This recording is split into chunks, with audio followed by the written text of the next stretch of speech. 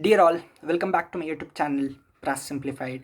So the purpose of this video is to give you a first glance of the budget amendments given by our finance minister. So firstly, it's pertaining to return filing. That is, if you file any return and if there is some omission or rectification to be done by the taxpayer, the time has been extended up to 2 years from the end of the assessment year. So let's say assessment year is 2020-21. Just an example I'm giving. So so the return can be filed, the updated return can be filed within 2 years from the end of this 31st March 2021. So that is the extended time which is given.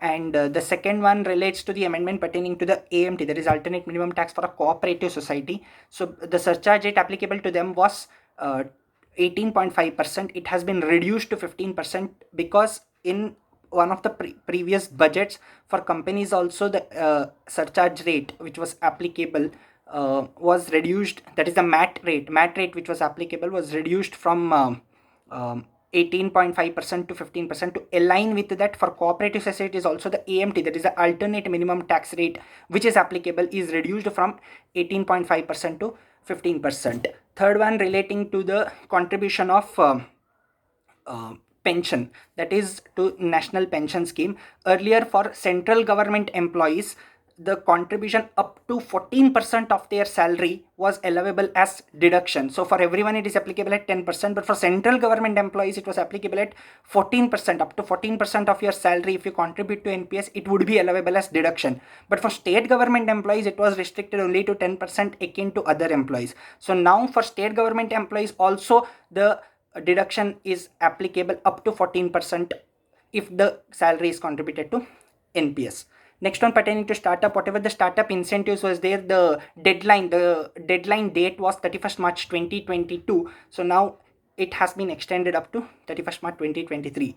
Coming on to 115 BAB companies, that is the new companies which are engaged in manufacture. So for them the deadline was to commence the manufacturing to avail the concessional rate of 15% tax regime. The deadline date was 31st March 2023, which has been now extended to 31st March 2024. Next is taxation of virtual digital assets. So there is, like, if you are trading in some digital currencies, virtual digital currencies, how is the taxation? So the finance minister has clarified that 30% tax rate will be applicable to them, but no deduction will be allowed, no expense or deduction will be allowed against such game except cost of acquisition involved in that purchase of that currency. And if you incur loss in this trading, you cannot set off this loss against the other incomes. And also TDS will be introduced up above certain specified limit which is yet to be proposed by the finance minister in the finance bill.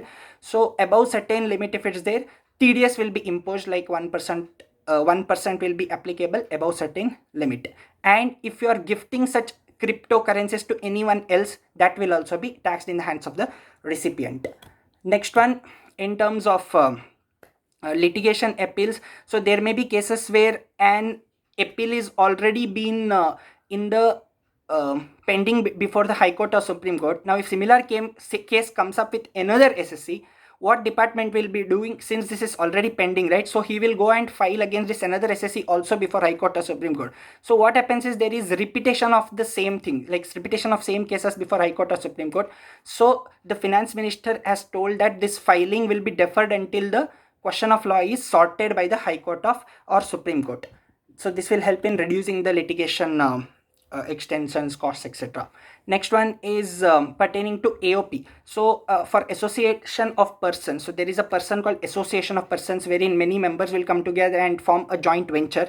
For that the surcharge rate, highest surcharge rate was 37%. Now this has been reduced to 15% by the finance minister.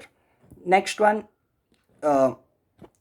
in terms of long-term capital gain on listed securities, etc., the maximum surcharge rate applicable was 15% in the earlier budget, but for other long-term capital gains the maximum surcharge rate was still at a higher level, so that has been capped again to 15%. So every long-term capital gain has been aligned in this budget by the finance minister. Next one, health and education cess. So whatever health and education cess, if a businessman is paying, that is a tax or not a tax, because usually if it takes a character as a tax, it will not be allowable as deduction to that business employer, even though he pays health and education cess. So question came whether this health and education cess is a tax or not, and can it be allowable as deduction or not. Now various Supreme Courts held that it can be allowable because it is not a form of tax, it is just a surcharge on tax which you are paying. But now the finance minister has explicitly clarified that it is not allowable as deduction. One more thing, in case of search and survey proceedings, if there is an undisclosed income which is discovered,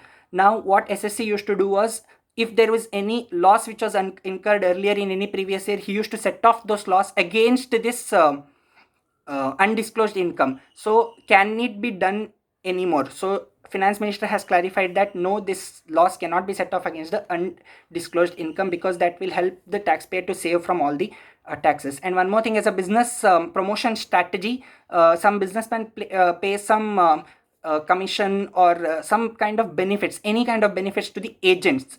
So for that also the finance minister has brought about a TDS, stating that if the benefits exceed certain limit of 20,000 rupees, that time TDS will be applicable. So these are my thoughts on first glance amendments on the finance minister's budget speech. A detailed video I'll be trying to make it in the future week or so.